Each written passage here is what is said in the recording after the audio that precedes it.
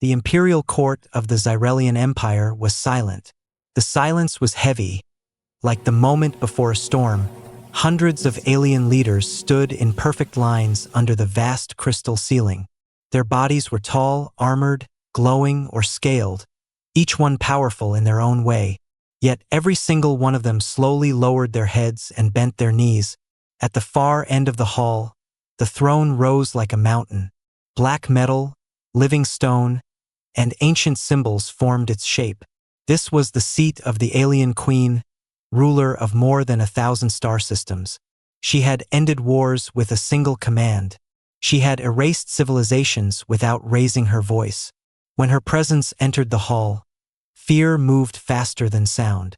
Every creature kneeled fully now, foreheads touching the floor, all except one. A human man stood at the center of the court. His hands were not raised in defense. His body showed no sign of rebellion, but he did not kneel. The guards tightened their weapons. The advisors froze in shock. No species had ever remained standing before the queen. Not once in recorded galactic history. The queen's eyes locked onto the human. They were not angry, not yet. They were curious, and that was far more dangerous. The human's name was Elias Kane. He was brought from Earth as a political prisoner. A weak species by galactic standards. No advanced weapons, no psychic gifts, no armored skin. Just flesh, bone, and fragile breath. Yet Elias stood calmly. His heartbeat was steady, his breathing slow. He looked at the queen not as a god, but as a ruler. Kneel. A high commander hissed through clenched teeth. Elias did not move. The queen raised one finger. The entire hall went silent again. She stepped forward, her presence bending the air itself. "You stand before your end, human?" she said, her voice smooth and cold. "Why do you refuse to kneel?" Elias lifted his head slightly, not in challenge, not in pride, but in honesty. "Because I was not raised to kneel before fear," he said. "I kneel only by choice." Gasps echoed through the court. Some advisors demanded his instant execution. Others warned that mercy would be seen as weakness. The queen listened to none of them. She walked closer, her shadow falling over the human. Most prisoners trembled at this distance. Some fainted, some begged. Elias simply met her gaze. She searched him for hidden power, for deception, for madness. She found none. Instead, she felt something unfamiliar, control, not dominance, not strength, but a quiet refusal to break. "You know you will die," she said. "Yes," Elias replied calmly, "but I will die as myself." That answer struck deeper than any weapon. The queen had crushed kings who begged. She had erased rebels who screamed. But this human accepted death without surrendering his will.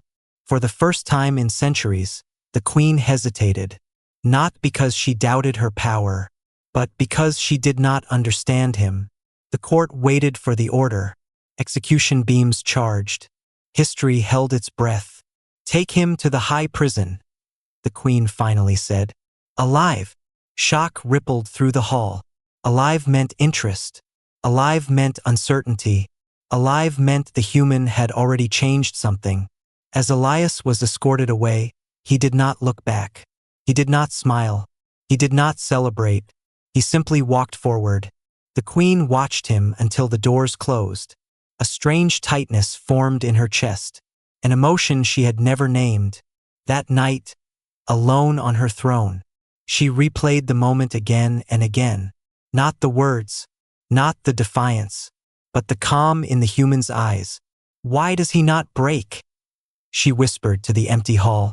And far away, behind layers of alien steel and force fields, Elias Kane sat quietly in his cell, knowing that standing tall had already changed his fate.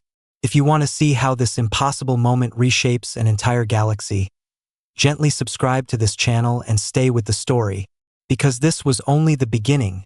The high prison of the Xyrelian Empire floated alone in deep space. It was not built to hold bodies. It was built to crush minds. Layers of dark metal surrounded it. Energy fields wrapped around it like invisible chains. No sound from outside could reach inside. No hope could escape once it entered. Elias Kane was placed inside a single cell at the center of the prison. The door sealed without noise. The light above him remained soft and constant. Not too bright, not too dark. The prison studied its prisoners. It adjusted temperature, light, and silence. It learned fear patterns. It learned weakness. But Elias gave it nothing. He sat on the cold floor with his back against the wall. He did not shout. He did not curse. He did not beg. Guards watched him through clear energy glass. Tall alien soldiers with weapons that could erase a human in seconds. They whispered among themselves, "This is the one who stood. This is the one the queen spared." Fear followed Elias even here. Other prisoners avoided his cell. To be noticed by the queen was dangerous. To survive her attention was unheard of. Hours passed, then days. The queen ruled her empire as she always had. She held meetings. She judged disputes. She signed orders that shaped entire systems. But her focus was broken. Between commands, her thoughts returned to one image, a human standing alone in her court. She told herself it was nothing. Curiosity would fade. It always did. Yet that night, she ordered access to the prison feeds. Hundreds of screens lit the chamber. Cells filled with broken creatures, some rocking in corners, some whispering to themselves, some staring at nothing. Then she saw him. Elias sat calmly, eyes closed, breathing slow, as if the prison did not exist. The queen leaned forward slightly. Her advisors noticed but said nothing. "Increase pressure," she commanded. The prison responded. Temperature dropped. The silence deepened. Elias opened his eyes. He stood, wrapped his arms around himself once, then relaxed. He did not scream. He did not panic. He endured. The queen felt something twist inside her. This was not strength. This was choice. Days later, she went further. She entered the prison personally, disguised in a simple dark cloak, her presence hidden from guards and systems alike. She stood outside Elias's cell. He sensed her before he saw her. His eyes lifted slowly. "You came," he said calmly, not surprised, not afraid. The queen paused. "How did you know?" she asked. "You watch people like they are tools," Elias replied. "But you look at me like a question." Silence filled the space between them. "You are weak," the queen said.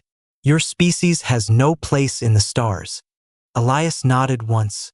"Physically, yes," he said, "but weakness does not mean worthless." She studied his face, searching for lies, for hidden anger, for fear. She found honesty. "Why do you accept this prison?" she asked. "Why not rage?" "Because rage gives control to others," Elias replied. "I decide who I am, even here." That answer struck her deeper than she expected. Alien rulers ruled by fear, by obedience, by force. This human ruled only himself. Elsewhere in the empire, whispers began. A rival faction watched the queen closely. They noticed her delays, her silence between orders. "The human distracts her," they said. "He must be removed." Back in the prison, the queen turned to leave, but her steps slowed. "Your death is still certain," she said. "I know," Elias replied, "but not today." For the first time in centuries, the queen smiled, just slightly, unnoticed by anyone but herself. When she returned to her throne, she felt restless. The empire felt heavy, lonely. That night, she dreamed, not of conquest, not of power, but of a human standing beside her, not below her. And far away in the silent prison, Elias Kane lay awake, knowing the queen's attention was both his greatest danger and his only chance, because curiosity had begun to replace control, and empires tremble when rulers begin to question themselves. The queen sat alone on her throne long after the court had emptied. The vast hall felt larger when it was silent. Power always echoed louder when there was no one left to fear it. Her advisors had spoken for hours that day. Reports of trade, reports of border conflicts, reports of rising unrest among the outer systems. She had listened, she had ruled, she had decided, yet her mind kept returning to one place, a small prison cell floating in dark space, and a human who refused to kneel. The queen had ruled since before most stars in her empire were mapped. She was born to command, raised to dominate, trained to see emotion as weakness. Yet now, emotion followed her like a shadow. She activated the prison feed again. The image formed instantly. Elias Kane was standing, stretching his arms slowly, as if preparing for another quiet battle with the day. The queen noticed something strange. He spoke to no one, yet he was never truly alone. She ordered the system to scan his mind, to search for hidden strength, for psychic gifts, for genetic weapons. The results returned empty. Human biology, fragile, limited, and yet unbroken. The queen's fingers tightened on the arm of her throne. "How?" she whispered. Across the empire, unrest grew louder. Alien nobles questioned her judgment. Why spare a human? Why waste attention on weakness? A powerful council member stepped forward. "The human must die," he said. "He distracts you. He makes you hesitate." The queen's gaze hardened. "No," she replied, not with anger, but with finality. The council member bowed, but his thoughts remained sharp.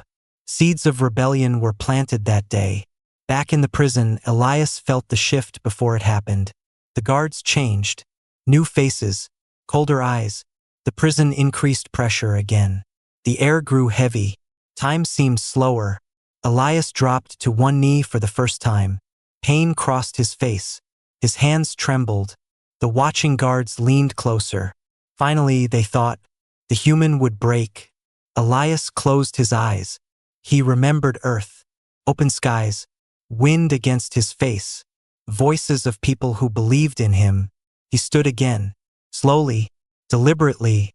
At that exact moment, the queen stormed into the prison, her disguise forgotten, her power filling the corridors. "Stop," she commanded. The prison obeyed instantly. She stood before Elias's cell, her expression unreadable. "Why do you suffer?" she asked. "You gain nothing." Elias met her eyes. "Not everything is about gain," he said. "Some things are about meaning." The word struck her. Meaning was not a concept her empire valued. She ordered the cell opened. Guards froze in fear. Inside the cell, the queen stood face to face with the human. No barrier, no shield. "You could kill me," Elias said calmly. "Yes," the queen replied. "Then why haven't you?" he asked. Silence stretched between them. "Because you remind me of something I lost," she finally said. "What?" Elias asked softly. "Choice." The word tasted strange to her. She questioned him about Earth, about humanity, about why humans fought when they were weaker. Elias spoke simply. "We fight for people. We fight so others do not have to. We fight even when we know we may lose." The queen listened.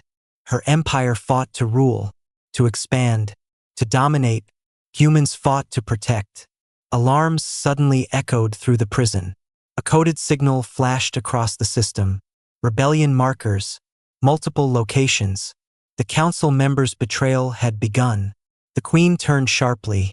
"They are using you," she said. "You are their excuse." "Then use me back," Elias replied. "Show them weakness is not what they think." The queen stared at him. For the first time, she saw not a prisoner, but a weapon she did not understand. That night, she returned to the throne shaken. Her empire felt unstable, her certainty cracked, and as rebellion spread across the stars, the queen realized something terrifying. If she destroyed the human, she would silence a threat, but if she listened to him, she might change everything, and change was far more dangerous than war. The Imperial Council Hall filled faster than usual that cycle. News of rebellion spread like fire across the empire. Outer systems questioned loyalty. Military leaders demanded action. The queen entered last. Her presence silenced the room. Yet the silence felt different now. Heavy, uncertain.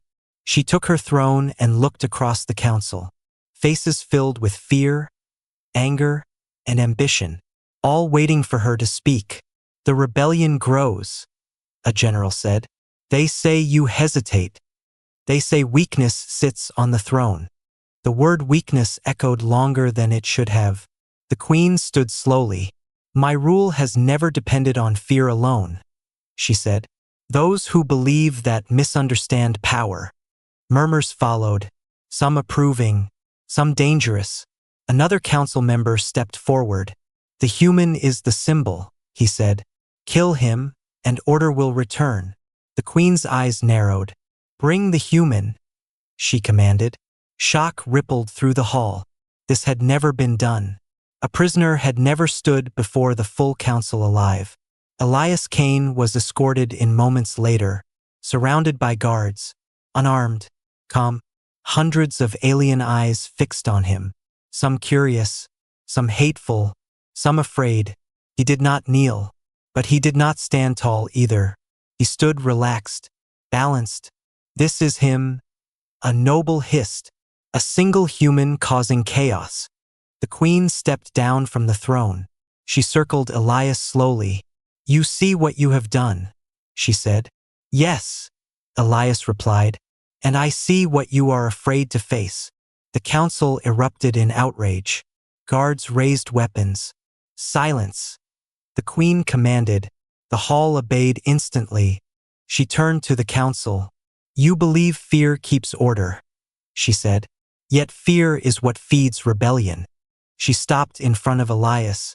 "Tell them," she said. Elias looked across the room. "I did not come here to rule," he said. "I did not come to fight. I came because you took me." Some laughed. Others listened. "You call humans weak," Elias continued. "And you are right. We break. We bleed. We die." He paused. "But we choose." The word hung in the air. "We choose who we stand with," he said. "And that choice cannot be forced." The queen felt the shift. Something changing in the room. A council member shouted, "This is manipulation." "No," the queen said calmly. "This is truth." She turned back to Elias. "You refuse loyalty," she said. "You refuse fear." "Yes," Elias replied, "because loyalty without choice is just slavery." The word struck like a blade. Several council members recoiled. The queen closed her eyes briefly, then made a decision that would echo across the galaxy. "To end the rebellion," she said, "to unite this empire. I will form a royal bond." The room froze. "With the human," she finished. Chaos exploded. Shouting, protests, threats of war. Elias turned sharply toward her. "What?" he said quietly. "This bond will be symbolic," the queen said. "Not ownership, not control." She raised her voice to the council. "This human will stand beside me, not beneath me." Security alarms suddenly blared. Assassins breached the chamber. Weapons fired. Energy blasts lit the hall. In the chaos, a blade flew toward the queen, too fast for guards. Elias moved without thought. He stepped forward, took the strike across his shoulder. Pain burned through him. He fell to one knee. The hall went silent again. Blood darkened the floor. The queen knelt beside him, her hands glowing as she sealed the wound, her expression unreadable. "You did not hesitate," she said softly. "I chose," Elias replied through clenched teeth. In that moment, every witness understood something terrifying. The human was not controlled. He was committed. The rebellion did not fear the queen anymore. It feared what she had chosen to become. As Elias was taken away for healing, the queen returned to her throne, her voice steady, her eyes burning with resolve. "This empire will change," she declared, and those who cannot accept that will fall. Far away, whispers spread faster than fear ever had. A queen had chosen partnership over domination, and the galaxy trembled at what might follow. The chamber chosen for the meeting was not a throne room. It was small, quiet, and free of guards, a place the queen had not used in centuries. Elias stood near the center, his injured shoulder still wrapped, pain present but controlled. The queen entered without ceremony. No crown, no armor, just herself. For a long moment, neither spoke. Power felt different here, unbalanced, uncertain. "You saved me," the queen said finally. "It was instinct," Elias replied. "Humans protect when someone is in danger." "That is not instinct," she said. "That is choice." She stepped closer. "You confuse my empire," she continued. "You confuse me." Elias met her gaze. "I never asked for this," he said. "I never wanted to become a symbol." The queen paused. "That is why you already are one," she said. Silence stretched again. Then she spoke words no ruler in her empire had ever spoken. "I cannot control you." The sentence felt heavier than any declaration of war. "I have ruled through control my entire life," she continued. "Fear, command, obedience. But you stand beyond that." Elias swallowed. "Then why bind yourself to me?" he asked. "Why say those words before the council?" The queen's voice lowered. "Because I respect you," she said. "And respect cannot be forced." That truth alone could have shattered civilizations. Elias looked away, his hands clenched. "I am afraid," he admitted. "Not of you, but of losing myself." "I do not want to be an idea," he said. "I want to remain human." The queen nodded slowly. "In my empire," she said, "individuals vanish into duty. You refuse to disappear." Before Elias could answer, the lights flickered. A low vibration passed through the walls. The queen's senses sharpened instantly. "Stay behind me," she commanded. "No," Elias said quietly. "I will stand with you." The doors exploded inward. Smoke filled the chamber. Shadows moved fast. Assassins, silent, precise, trained to kill rulers. Energy fire ripped through the air. The queen raised a shield, but one blade slipped through. Elias reacted without thought. He moved between steel and flesh, took the strike across his side. Pain screamed through him, yet he did not fall. He grabbed the attacker, used momentum, not strength, and slammed the alien into the wall. Another assassin lunged. The queen eliminated it instantly, her eyes burning. Within moments, the chamber was silent again. Smoke cleared. Blood stained the floor. Elias staggered. The queen caught him before he fell. "Why?" she demanded softly. "You owe me nothing." Elias breathed hard. "We protect even those who once held power over us," he said. "That is how we stay human." Her hands glowed as she healed him again, this time slower, more careful. In that moment, the queen understood something terrifying.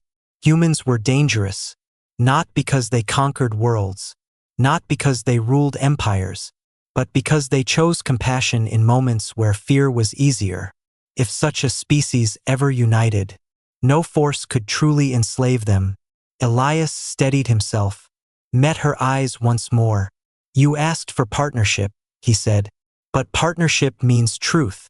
She nodded. "Then ask." Elias took a breath. "How can you be my wife?" he asked quietly. "When your world was built on control." The question struck deeper than rebellion ever had. The queen did not answer immediately. For the first time, she allowed uncertainty. "By changing," she said at last. "By choosing. By standing beside you, not above you." Outside the chamber, alarms echoed across the palace.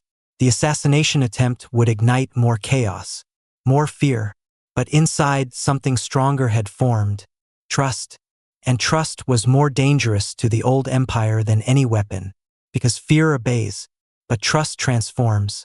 and transformation had begun. Change did not come with explosions or war fleets, came quietly, one decision at a time. The Queen announced the first reforms before the full council, not as commands, but as laws shaped by choice. Forced loyalty was removed, punishment by fear was limited, voices from outer systems were allowed to speak. The Empire reacted with confusion. Some saw weakness, others felt hope for the first time. Elias stood beside the Queen during these sessions, not above anyone, not below, simply present. He did not speak often, but when he did, the room listened. "You cannot force people to care," he said once. "You can only give them a reason to stand with you." The Queen watched how the council responded, not to power, but to honesty. Across the stars, news spread quickly. A human advised the Queen, not as a slave, not as a weapon, but as a partner.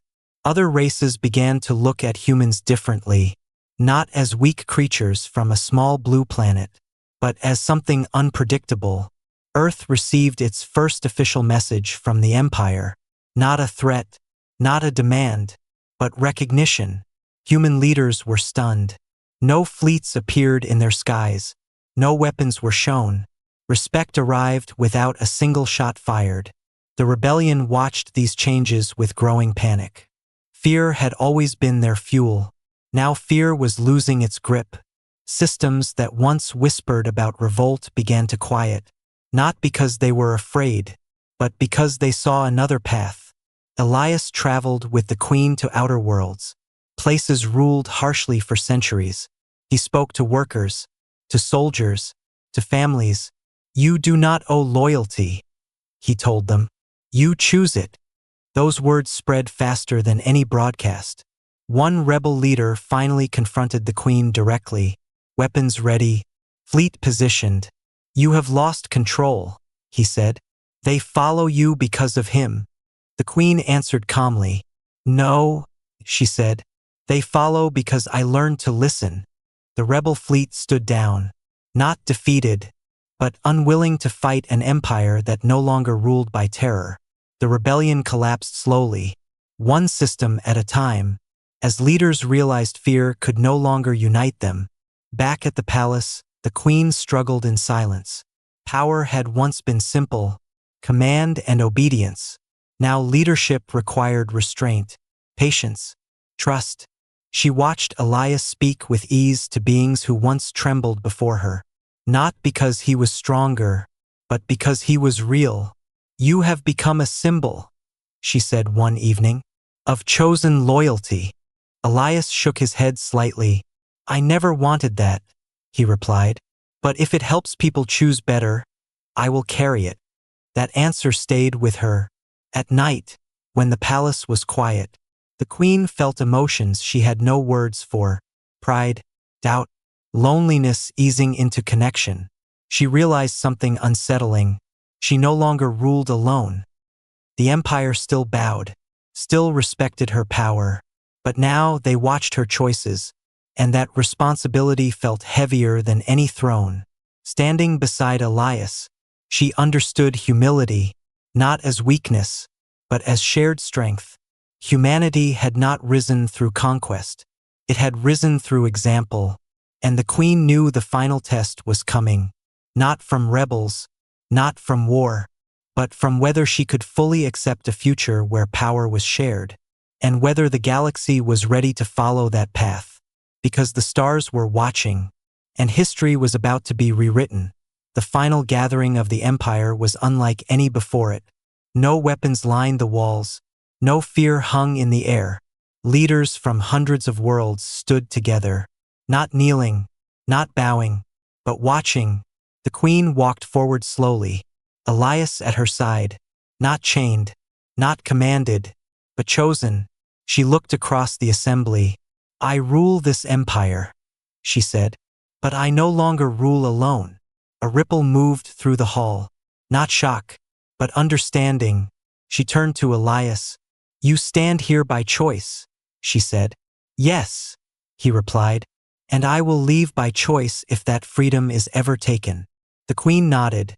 That is why this bond matters, she said. She raised her voice. This union is not ownership. It is not control. It is a symbol, a promise that power can stand beside compassion.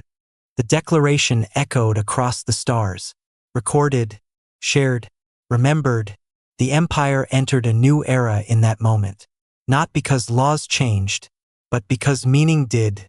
Humans were granted a place among the stars, not as servants, not as rulers, but as equals. Earth sent representatives, simple people, still learning, still human. They walked halls once ruled by fear, and fear stepped aside. Later, away from the crowds, the Queen stood on a balcony overlooking the capital world, lights of 1,000 species glowing below. I was alone for a long time, she said softly. At the top, there is silence. Elias leaned beside her. Leadership does that, he replied. But it does not have to. I believed strength meant distance, she admitted. But distance only made the throne heavier. Elias looked at her. Humans learned something early, he said. Survival is shared. The Queen breathed slowly. For the first time, the weight felt lighter. Below them, the Empire moved forward. Trade replaced threat. Dialogue replaced domination. Some still resisted. Some always would. But fear no longer led the way. The Queen turned to Elias once more. You changed my empire, she said. No, he replied gently.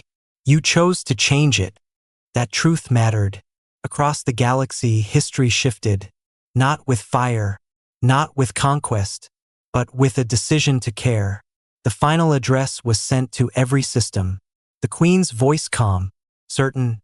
Power without compassion is empty, she said. An empire built on fear will always fall.